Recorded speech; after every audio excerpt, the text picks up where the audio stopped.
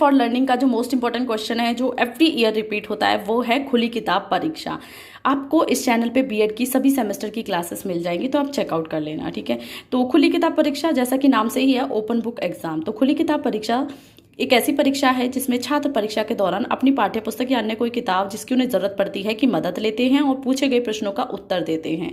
कुछ ऐसे पाठ्यक्रमों में जहां शिक्षा का उद्देश्य यह देखना होता है कि छात्र नियमों तथा सूत्रों तथा तथ्यों का सही अनुप्रयोग सीख गए हैं या नहीं, तो उसके लिए एक खुली परीक्षा जो है, खुली किताब परीक्षा जो है वो कराई जाती है।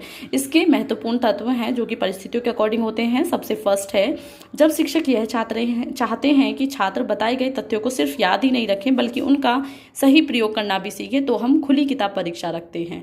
सेकंड पॉइंट है, जब शिक्षक यह चाहते हैं कि छात्र यह सीख गए हैं कि एक समय सीमा के भीतर संबंधित सामग्रियों का प्रयोग कैसे किया जाता है। शायद यही कारण है कि गणित, सांख्यिकी, मनोविज्ञान के सांख्यिकी के परीक्षाओं में छात्रों को बहुत सारी तालिकाएं और सूत्रों की सूचियों की पुस्तिकाओं को उन्हें दे दिया जाता है।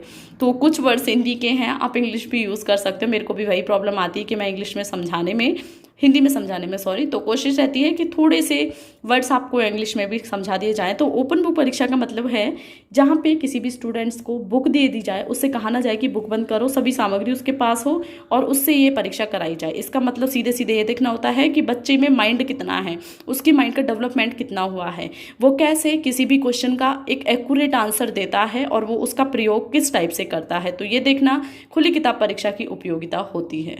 तो यहाँ आपका टॉपिक एंड होता है। आई होप आपका जो टॉपिक है वो आपको क्लियरली समझ आया है। अदर सब्जेक्ट की क्लासेस के लिए या पीडीएफ बुक एंड नोट्स के लिए आप चैनल की प्लेलिस्ट चेकआउट कर सकते हो, आपको सभी बुक्स फ्री में मिल जाएंगी। So thank you for watching.